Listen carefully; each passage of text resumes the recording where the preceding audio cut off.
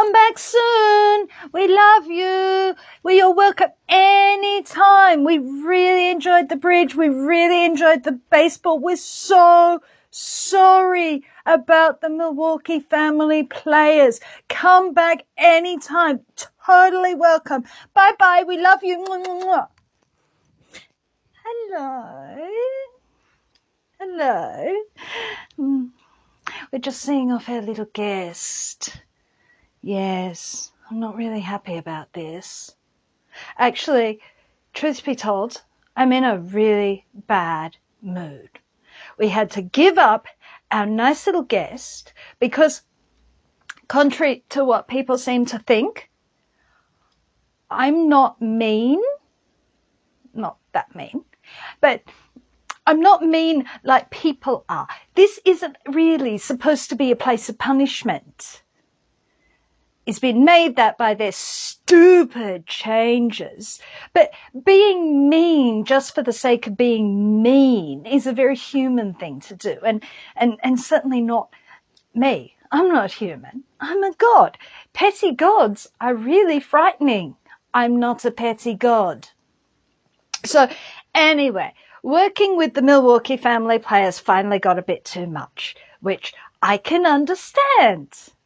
Even though he followed the rules of don't look them directly in the eye and don't tell them anything personal, this still got a little bit much. Also, upstairs was telling us that if the Milwaukee family players got any better, they'd have to take them off us. And I said, you can't take the Milwaukee family players off us. They can't go upstairs. They murdered drifters and ate them. And that's one of the few things about them that I can say out loud without vomiting. They're awful. They're awful. You don't look them in the eye. Honestly. Ugh. Of all the things down here that are scary, the Milwaukee family players are one of the scariest. So anyway, our little guest finally couldn't take any more of the Milwaukee family players. Frankly, I'm a bit surprised he could take as much as he did, because most people can't. And so I'm also cranky at the Milwaukee family players, frankly. They gave me a new play this week. Called All's Well That Ends Well. And they said it's a comedy. And you'll love it. I did not love it. It's not a comedy. I am very, very cranky. I'm going to make them do Richard III 27 times just to cheer me up. Here are all our things. All our things. You have a look. La la la. Shop. Shop. Yes, you can get this too. The one with our little friend on. Okay, we done shop? Good. So, All's Well That Ends Well. I don't know where they dug this play up from. They said it is one of the less performed plays. Well, this is a play that proves that even Shakespeare can have an off day. Absolutely. Ugh. You know how I felt about Merchant of Venice? You remember that? Well, this is sort of like that on steroids. I didn't like this play. It has problems. Things that they told me were supposed to be funny, I found deeply disturbing. Anyway, let's get to it, since that's what you want to hear. That's what you're here for. Let's get to this. So, the play is in France with the Countess, I think it's Rassilon, but Rassilon sounds wrong. It sounds like the Time Lord guy who worked out time travel in Doctor Who, but I'm going to keep saying Rassilon because it's now stuck in my head. I think it actually is Rassilon. I'd say they got it from there rather than, because that was from the 1960s. But anyway, the Countess, We'll go with the Countess. That's better. The Countess is saying goodbye to her son. Her husband has just died recently, and her son has now taken on the title of the Count, and he is going to the French court to take up his position as a courtier. His name is Bertram. Now, Bertram is supposedly a sort of ungrateful person, but actually I think he is entirely sympathetic, and we will get to why as we go through. I think this is a terrible, terrible thing that happens to him. Now, so the Countess is seeing him off, and also in the household is a young woman named Helena, our chief villain. Helena is the daughter of a doctor who has died, and she has been living in the Countess's house under her protection. And she loves Bertram, even though there is a huge division of their status. So she's a much lower status than he is. He's part of the aristocracy, and she's like nothing, a tradesman's daughter, because doctors were not considered anything particularly high. They weren't like now, apparently. Doctors were pretty low-born people. It was a trade. It wasn't a university degree. You apprenticed as a doctor. Anything that you apprentice as, that's pretty low-born in this time.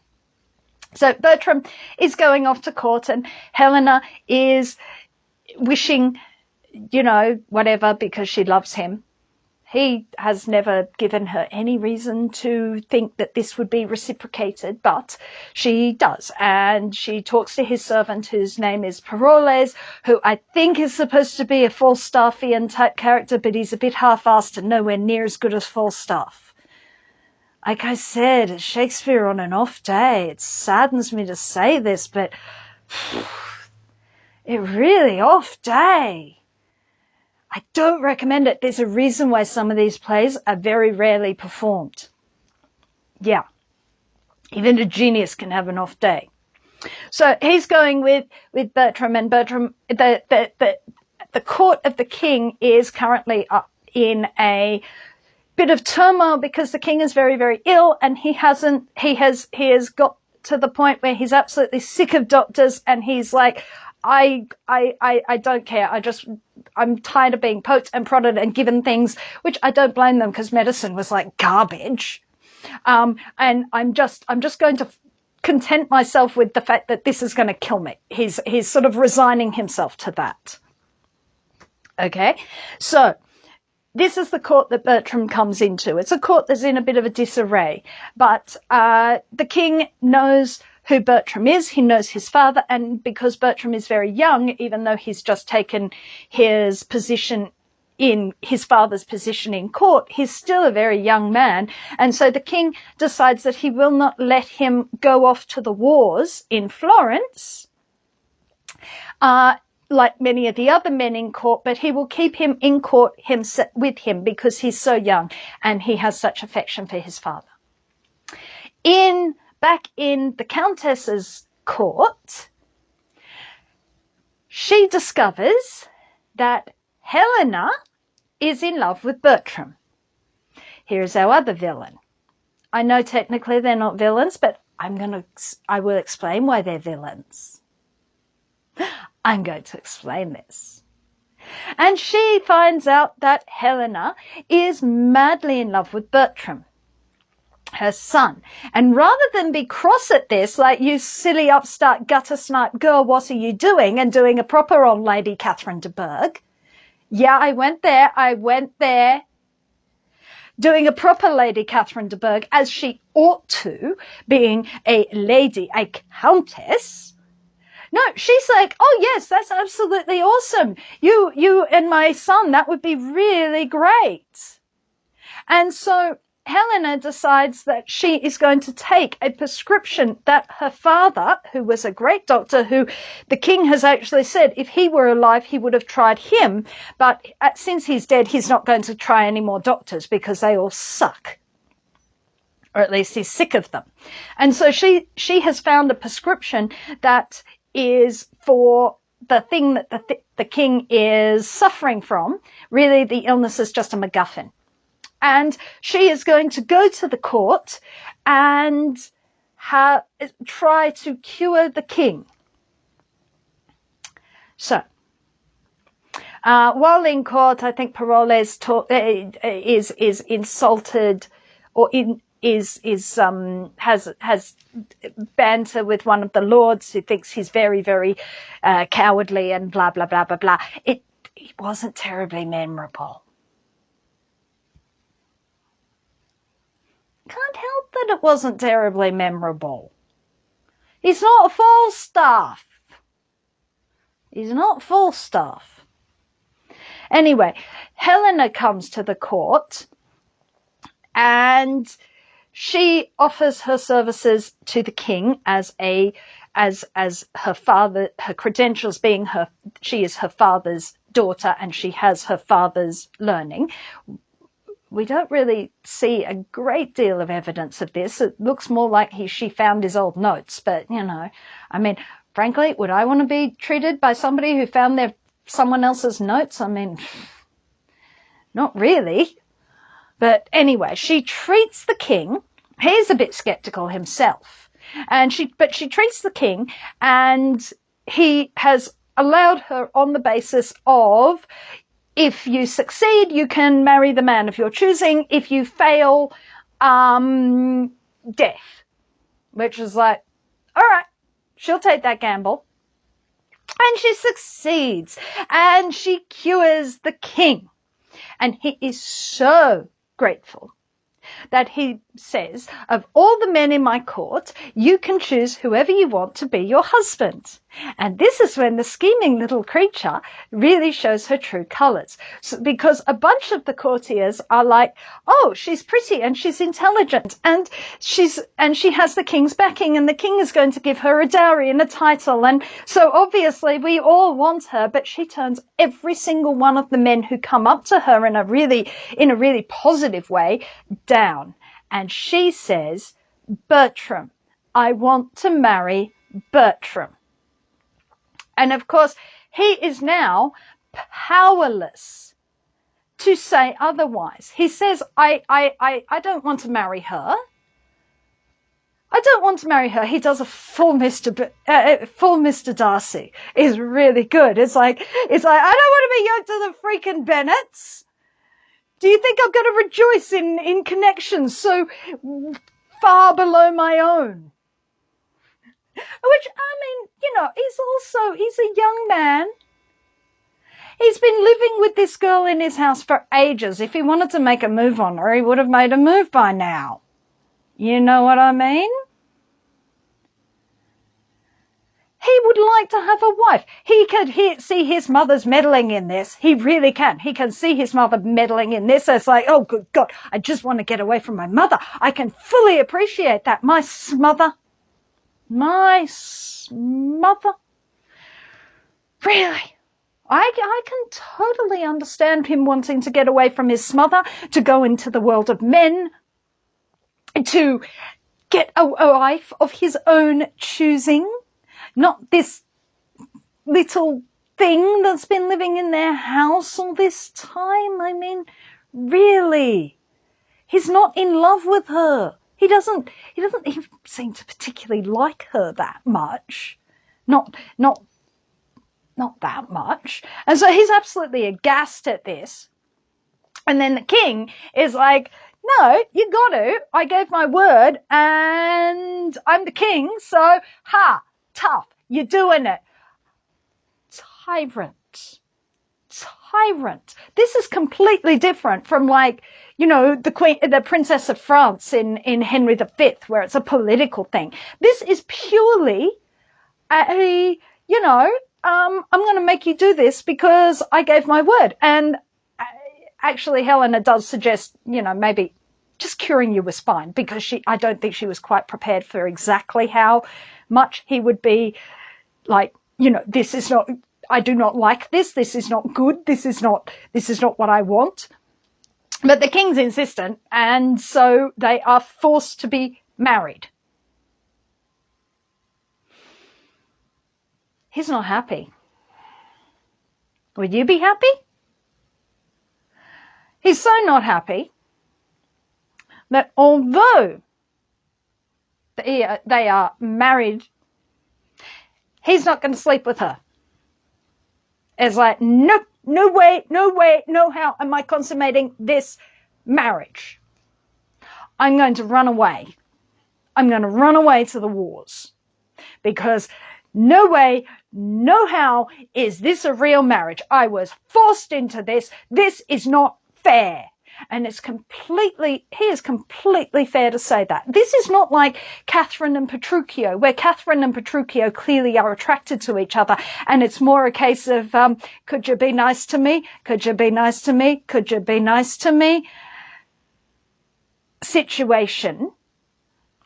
This is not even Angelo and Mariana, where they liked each other, but Angelo was a bit of a dick about money and dumped her. And what happens in that play, in Measure for Measure, is a bit similar to this, but Angelo was planning on raping a nun. So, yeah, which is completely different. But so he really isn't happy. And he's like, I'm going to run away to the wars, which is not what the king wanted. And it's not what my mother wanted. And you know what? You can go back to my mother's house. Since she so wanted you, go back to my mother's house. Be a good little wifey. There you go. Happy now? Good. So he's going to run away to the wars. And Helena returns to her mother-in-law's house, to Bertram's mother's house. Bertram is going to go off to Florence and fight with the other French nobles who've gone to Florence, and he sends letters home to his mother and to Helena. He sends a letter home to his mother saying, thanks a lot, Mum. I'm going off to the wars. I'm not coming back to France ever again while I've still got a wife. Ha! This backfired massively. You know what she's like? She's like Coriolanus's mother. He had a smother. Coriolanus didn't really treat it the same way, but anyway. So that's what he tells his mother. What he tells Helena is, when you can sleep with me, get my ring off my finger, and have a child by me, then I'll call you my wife. But as I have no intention of ever seeing you again, I really don't see you doing those things. So, bye-bye forever. I'm not coming back till you're gone. You know. I mean, yeah, it's drastic. Yeah, it's not the nicest thing in the world, but do you blame him? Do you blame him? I don't blame him. I had to elope. I had to elope because of my smother. She didn't want me to marry at all. I don't blame him. Yeah. He's honest. He's not lying. He's honest. So Helena is like, oh, this isn't good. I'm going to go on pilgrimage to Santiago, which is in Spain. Now, I know Shakespeare has dodgy geography, but Spain is that way and Italy is that way. Okay? I know his geography is dodgy, but it can't be that dodgy. The road to Santiago is in Spain. So she tells everyone she's going on the road to Santiago, and needless to say, she pops up in Florence, next thing we see. Because she's not going to leave well enough alone. She's not going to decide, oh, I've really, really messed up and made this person who I supposedly love miserable. I'm going to try and get him back. She tells everyone she's going to Santiago, and she hopes that her missing from France will bring him back home, but she has no intention of doing that. No, she's going to go to Florence.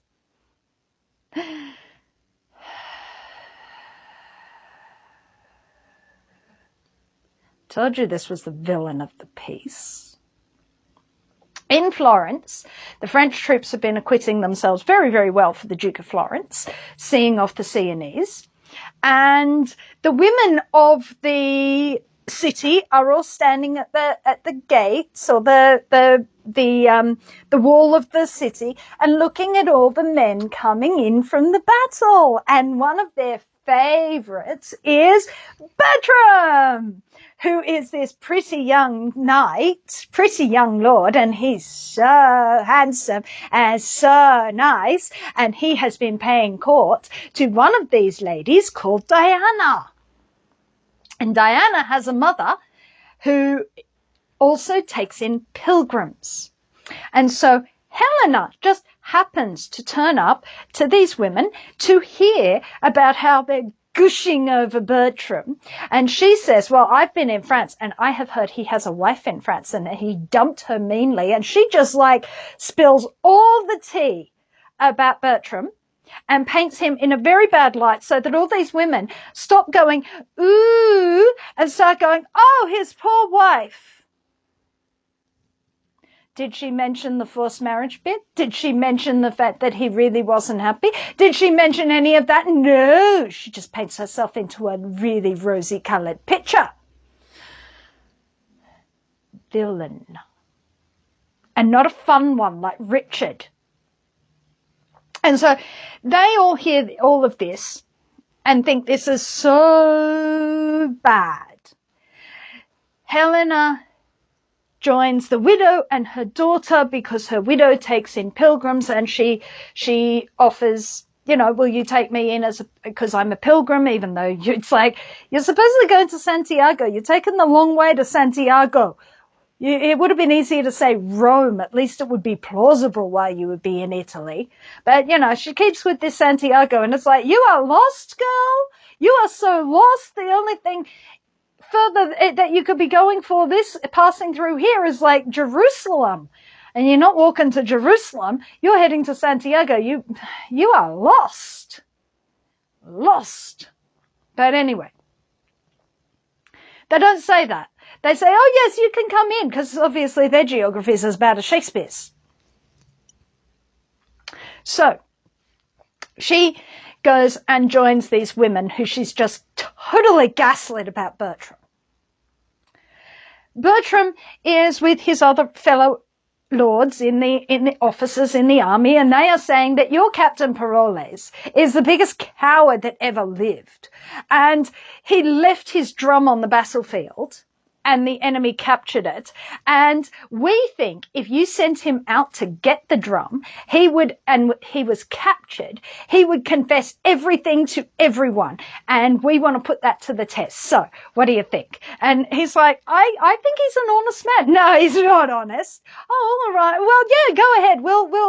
I'll set it up. And so he sets it up with Paroles to go and, you know, you're going to go and get the drum. Helena convinces the widow, because Bertram is trying to seduce her daughter. You know, it's war. What do you expect? And bit of coin. That's not the worst thing in the world. Bit of coin. They're poor people. Bit of coin. What? You know this about me. Anyway, she tells the widow, for a bit of coin, get your daughter to agree to see Bertram, and I will go and sleep with him in her place because I am his wife. And the widow is like, all right, I was probably going to pimp my daughter out eventually, so why not? This way I can sell it twice. What? Okay, she doesn't say that, but you know that's what she's thinking. She can sell her daughter's first time more than once. So she'll be selling her daughter's first time many times. That's how it works. Anyway, Bertram meets, Diana agrees to meet with Bertram, and she asks, can I have your ring? And he says, I'll lend it to you, but you can't have it. but you'll sleep with me. Yes. And as soon as my wife's dead, I'll marry you. It's like, okay, sure. He's not going to do that. But no one really believes that till this meddling little villain gets involved. I mean, she's a practical girl. She's doing what she can get out of it. Like, really? Are we supposed to believe that she's suddenly virtuous just because she's called Diana? You know what I've said about my sister cousin Artemis. You know what I said about her. Yeah, don't believe everything you hear. Anyway, so they agree, and he's going to come back, and he's not to talk to her while they do it. It doesn't sound terribly interesting. Obviously, she's not a talker, but, you know. Anyway.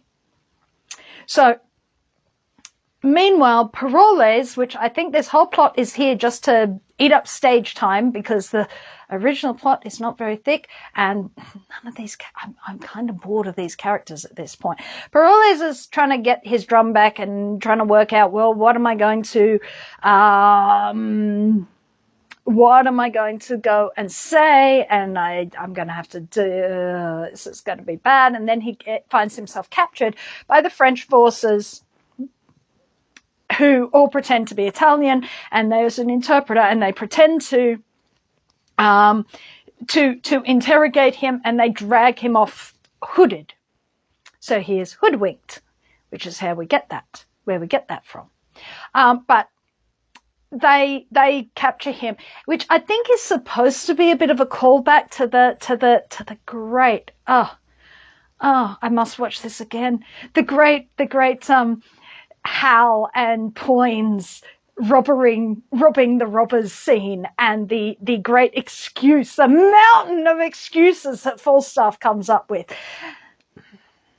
This sort of falls flat. I mean, honestly, I think he was going through a rough patch at this point. It's like, ooh, your mojo's off. It's like you're pulling things from other places, but the mojo's just not there, sweetie. It's just not there. Bertram, having slept with the woman he thinks is Diana.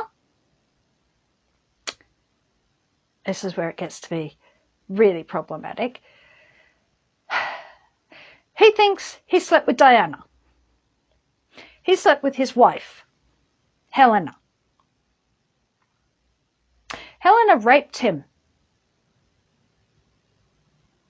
Switch the genders around. And if somebody slept with a woman without her knowing, without her consent, after she'd consented to sleep with someone else, we would say that she was raped. Right? Well, Helena raped Bertram. He did not knowingly sleep with Helena. He thought he was sleeping with Diana. This is why I have a problem with this play.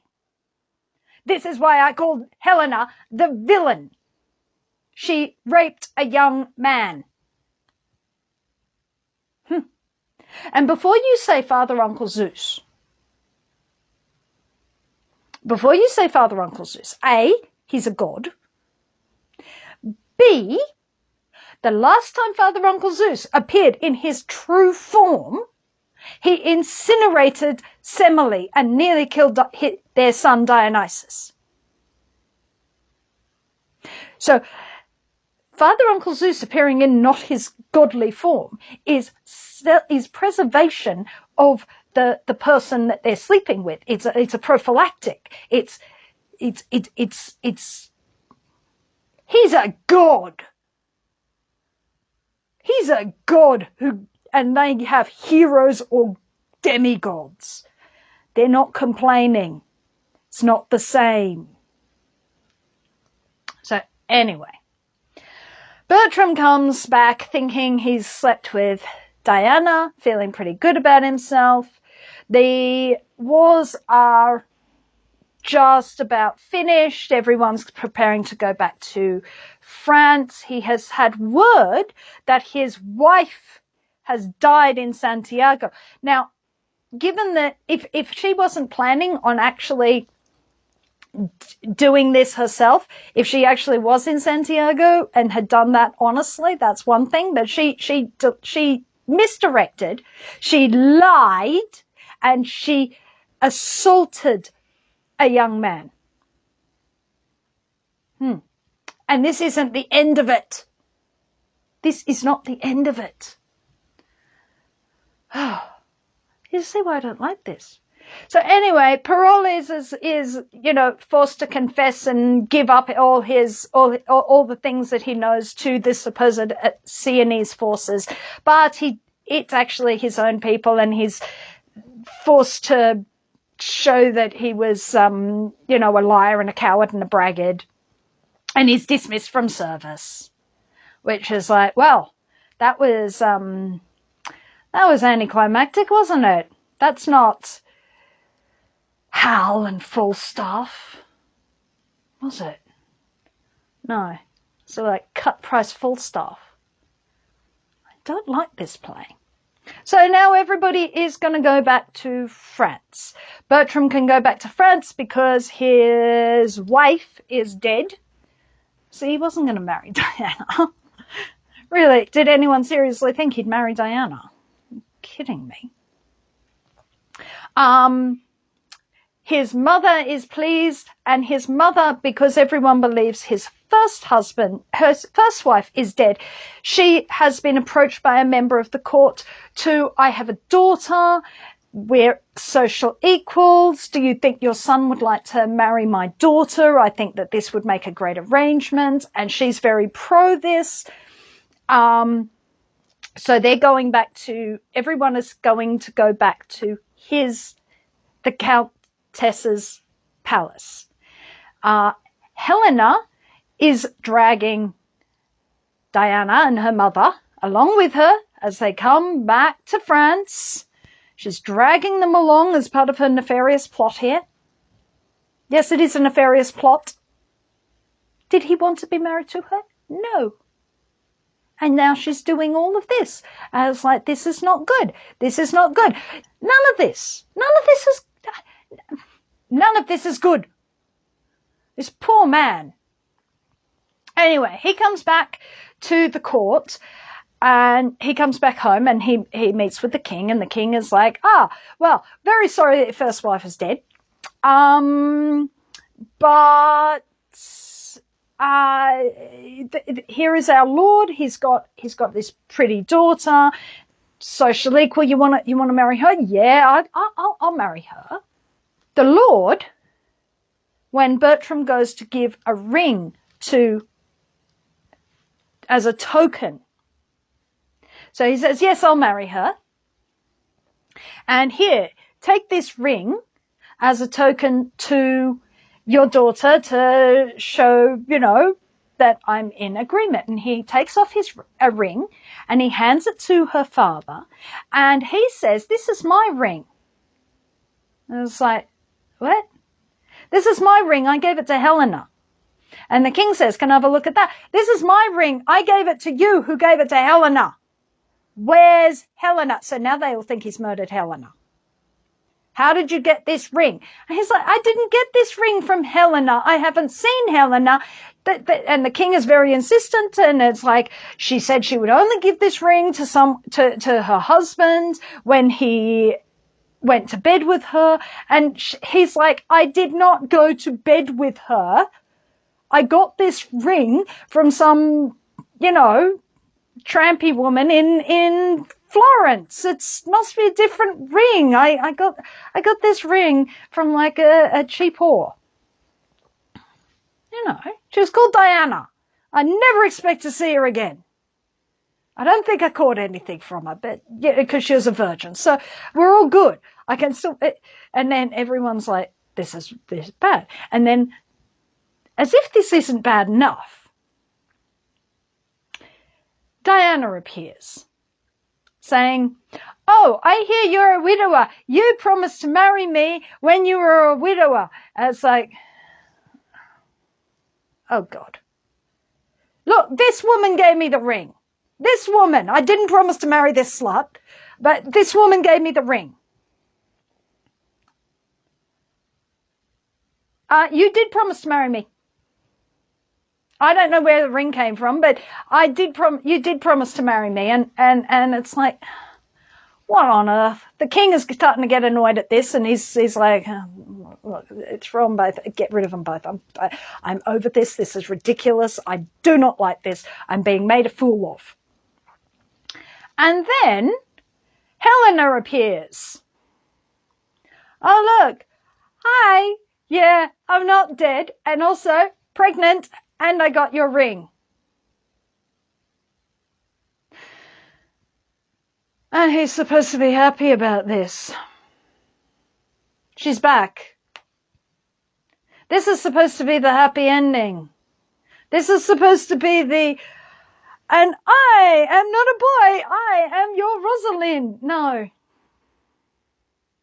Is it supposed to be oh look, Claudio isn't dead. We tricked you this whole time and you slept with the woman you were supposed to sleep with and everyone is all right in the end, and it's like, no, it's not.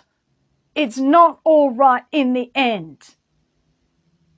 You assaulted a young man, you married him against his will, and now you're expecting, oh, well, make the best of a bad situation. This is supposed to be funny. There are good reasons why some of these plays are not well performed. And so this is happily ever after. Happily ever after, my foot. I did not like this play. And I can tell you, the Milwaukee Family Players, absolutely. Maybe 27 runs of Richard III. There's a big difference between a villain and a villain. I don't think this one. I think this play actually wore worse than The Merchant of Venice. And you know I didn't like that one. So there you go. There's All's Well That Ends Well, in which two women utterly victimize a young man. Yeah. I don't really know what to say. I'll see you later. I'll see what else they've got. I think we're running out of plays, but I think we're going to do some Henrys. There's some Henrys next, so I'll see you later. Bye bye. If you would like to support this channel, come across to the Black Cockie Press website, www.blackcockiepress.com.au, where you will find books and other writing services to help with your writing.